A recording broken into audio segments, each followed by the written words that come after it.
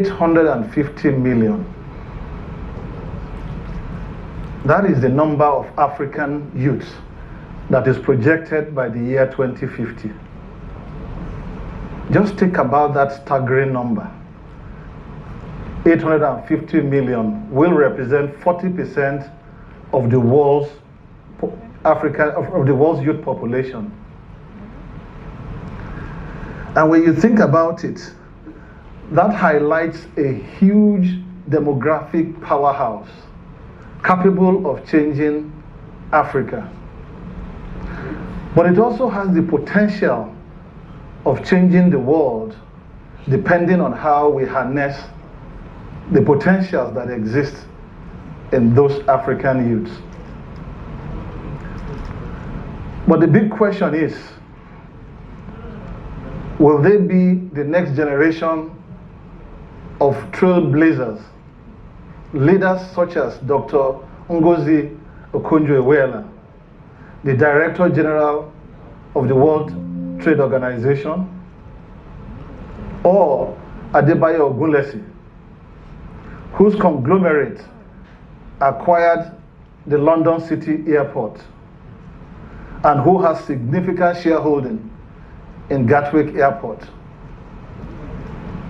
Or will they be like the hordes of African youths who traverse daily across the Sahara Desert, across the English channels, to emigrate to Europe, to become cab drivers, to become carers? The big difference will be two things: the quality and the quantity of education. So let's start first on the quantity of education in the continent. Today, about 70 million African children are out of school.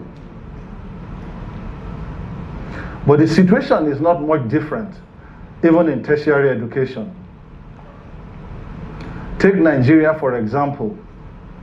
There are 25 million aged between 15 and 25. An age that over 30% of them are expected to be in the university. That is 7.5 million people. Today, there is only 2 million Nigerians in the university, which is less than 30% of the number that should be in university. That is clearly a crisis of access. Secondly, is the quality of education. So for those who are even fortunate to get into the university, the quality of education they receive is subpar. I recently met Sarah, a postgraduate student in one of the new generation universities. And she said to me, and I quote, "I did not know that we were allowed to think." A profound statement that represents the fact that her 4 years of undergraduate was spent memorizing and regurgitating without any critical thinking or problem-solving abilities, skills that are required for the modern day.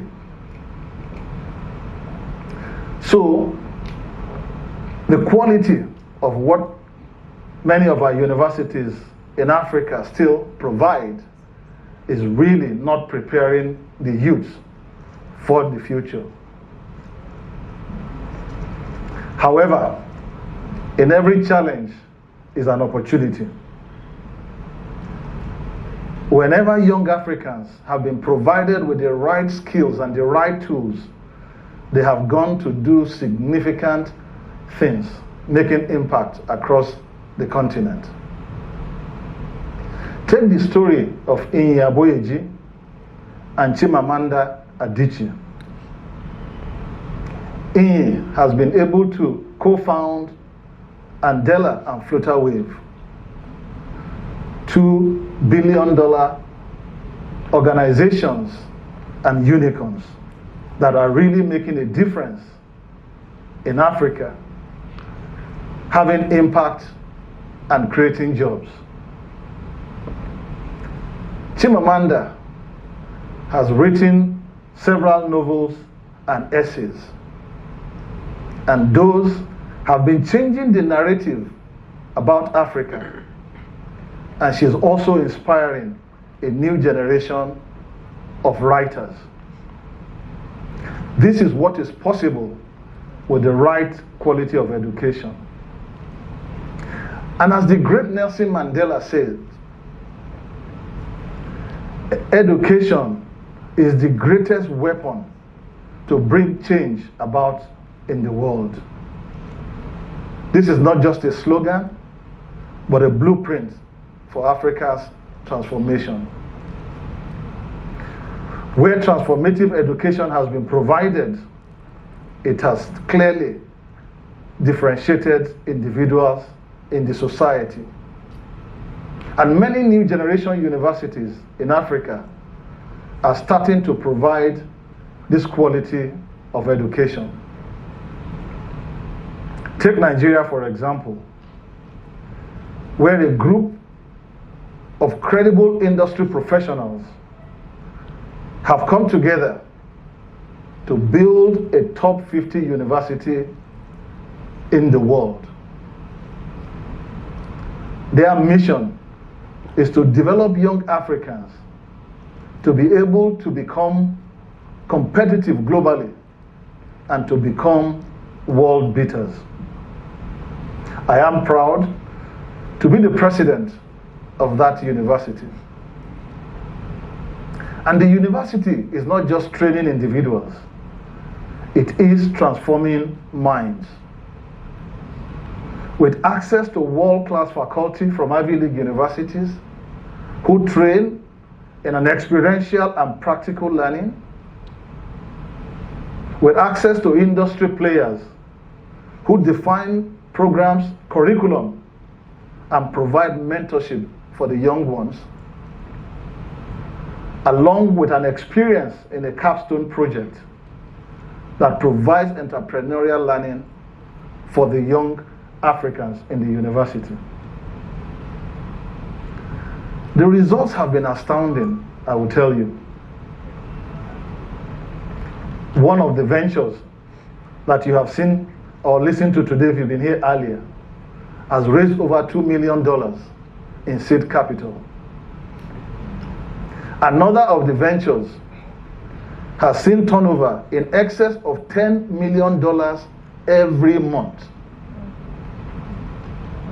And for those who have gone to work for corporate organizations, they have seen a significant multifold in their earning income compared to the period before they came to the institution.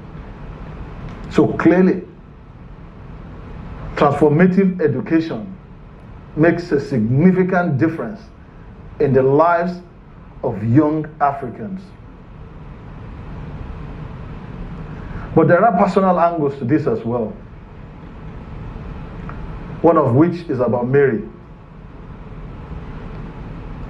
Mary was one of the 2014 Chibok kidnapped girls. And Mary has been able to overcome the trauma of the experience during the kidnap. She has acquired education and was part of a cohort in this new generation university. With exposure to world-class faculty, exposure to industry practitioners as mentors, and with a capstone project exposure to entrepreneurship. Today, Mary has 2 startups, one of which is focused on developing young girls in technology and on e-commerce. With transformative education, the lives of individuals change, but so also do the lives of their families their communities, and the nation. It has not always been easy. We've had to overcome huge bureaucratic hurdles. We've had to overcome huge financial challenges. But every time I see Mary and a lot of the other young Africans that have been transformed in this university, it continues to inspire that this is a work that is indeed very, very vital. But it's not a work for just an individual or for a university. It's a work that requires the collective efforts of various organizations and individuals. Firstly, the government. Government have to provide not only a conducive environment for organizations and institutions to thrive, but also government has to reform the educational landscape and ensure that creative financial solutions are also made available. But there's also businesses who have to invest in talent development and to be able to partner with universities in research, in development, and in several other areas. But it's also individuals, either locally or in diaspora,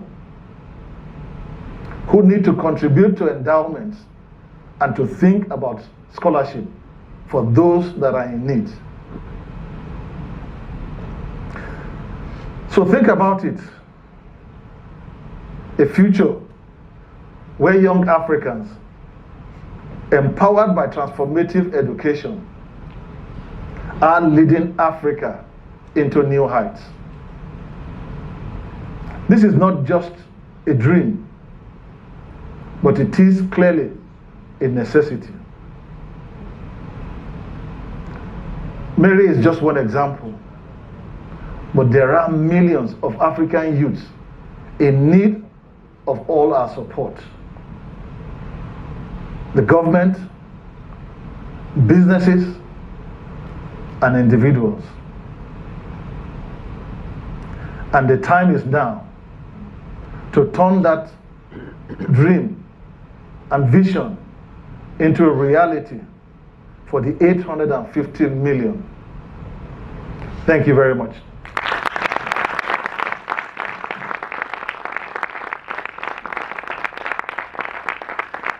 Please.